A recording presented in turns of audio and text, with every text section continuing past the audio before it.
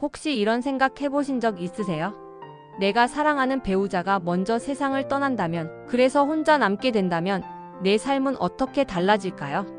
오늘은 조금 무거운 주제일 수 있지만 누구에게나 닥칠 수 있는 현실 이야기를 해보려고 해요. 특히 아내를 먼저 보낸 남편들이 경험하는 현실적인 이야기들입니다.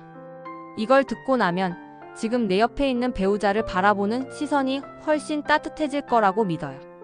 마침내 아내가 죽었다. 조회수 866만의 반전 영상. 먼저 일본의 한 66세 남성이 올린 유튜브 영상 하나가 있습니다. 제목은 충격적으로도 마침내 아내가 죽었다. 나는 드디어 자유가 되었다예요. 그런데 이 영상 단순히 그런 이야기가 아니에요. 내용은 이렇습니다. 혼자가 된 남편이 부엌에서 라면을 끓여 먹는 장면으로 시작합니다. 자막이 뜨죠. 30년 넘게 아내와 어딜 가도 함께였지만 사실 즐겁지 않았다. 아내와 외출하면 시간도 오래 걸리고 짐도 대신 들어야 하고 잔소리도 많아서 혼자라면 얼마나 자유로울까 생각했대요. 그래서 아내가 떠난 뒤에 내 인생이 드디어 시작이다 라고 외치며 하고 싶었던 일들을 계획했죠. 친구들과 술자리, 유흥가 방문, 심지어 새로운 연애까지 꿈꿨대요. 그런데 현실은 전혀 달랐습니다.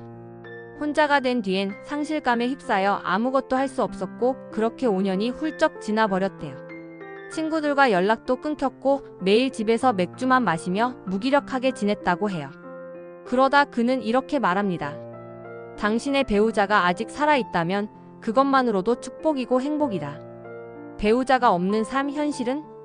우리는 늘 배우자가 곁에 있는 게 당연하다고 생각해요. 하지만 현실은 늘 통계대로 흘러가지 않죠. 어떤 사람들은 아내를 먼저 보내고 나서야 자신이 얼마나 큰 축복을 누리고 있었는지 깨닫게 됩니다. 한 예로 70대 김철수 할아버지는 평소 아내와 다정히 대화하며 살았는데 어느 날 기분이 좋지 않아 아내가 저녁 뭐 먹을까요? 하고 묻는 말에 아무거나 라고 짜증을 냈대요. 그런데 그게 아내와의 마지막 대화가 될 줄은 몰랐죠. 아내가 장을 보러 나갔다가 사고로 세상을 떠난 겁니다. 이후 그는 매일 아침 부엌에서 들리던 소리가 환청처럼 느껴졌고 아내 사진 앞에서 여보, 오늘 날씨 참 좋네라며 혼자 대화를 나누곤 한대요. 그는 말합니다. 그날 아내에게 좀 더 다정히 말했더라면 지금도 그때의 말이 계속 후회된다. 삶이 무너진 남편들. 서울대 노년학 연구소에 따르면 남성 어르신들의 하루 일과 중 70% 이상이 아내와 직접적으로 연결되어 있다고 해요. 아내가 하루를 시작하게 깨워주고 약 먹을 시간도 알려주고 병원 예약도 챙겨주는 사람이죠.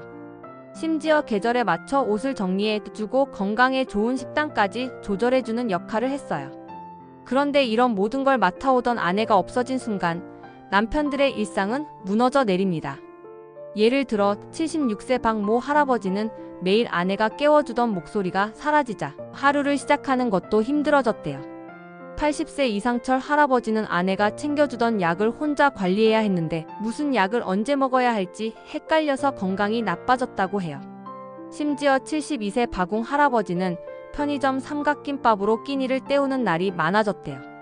주방이 낯설고 어렵다며 라면조차 예전 아내가 끓여주던 그 맛이 나지 않아 먹기 힘들다고 했죠. 고립되는 삶. 남편들은 아내와 함께일 때 사회적 관계도 유지됩니다. 자녀와 손주들이 자주 찾아오고 모임에도 나가곤 했죠. 그런데 아내가 없는 순간 그런 관계가 끊어져 버려요. 홀로 남은 72세 할아버지는 말합니다. 이젠 주말에 찾아오는 사람도 없고 하루 종일 텔레비전만 켜놔요. 그나마 TV에 대고 말을 건네면서 외로움을 달래죠. 사회적 고립이 계속되면 우울증, 만성질환, 심지어 영양결핍까지 이어질 수 있어요. 서울복지재단 조사에 따르면 홀로 된 남성 어르신 10명 중 8명은 하루 한 끼도 제대로 챙겨 먹지 못한다고 하니 그 심각성이 짐작되시죠? 남편들을 위한 홀로서기 연습. 그렇다면 이런 상황을 피하려면 어떻게 해야 할까요? 1. 가사 분담과 취미생활을 미리 익히세요. 아내가 있을 때부터 요리, 청소, 세탁 등을 분담하며 혼자서도 해낼 수 있는 역량을 길러야 해요. 또 배우자 없이도 즐길 수 있는 취미를 찾아보세요. 운동, 독서, 동호회 활동 등은 삶의 활력을 유지하는 데 큰 도움이 됩니다. 2. 사회적 관계를 유지하세요. 동창회, 종교활동, 봉사활동 등 적극적으로 참여해 사람들과 교류하세요. 자녀와도 소통의 끈을 놓지 말고 자주 보고 싶다고 솔직히 말하세요. 3. 재정 관리를 철저히 하세요. 아내가 없는 상황에서도 경제적으로 독립적일 수 있도록 연금, 보험 등 재정 관리를 미리 준비하세요. 필요하다면 전문가의 도움을 받는 것도 좋은 방법입니다. 결론 지금 이 순간 배우자에게 다정히. 우리는 매일 누리는 일상이 당연하다고 생각하죠. 하지만 그 당연한 일상이 사실은 특별한 축복이라는 걸 잊지 말아야 해요.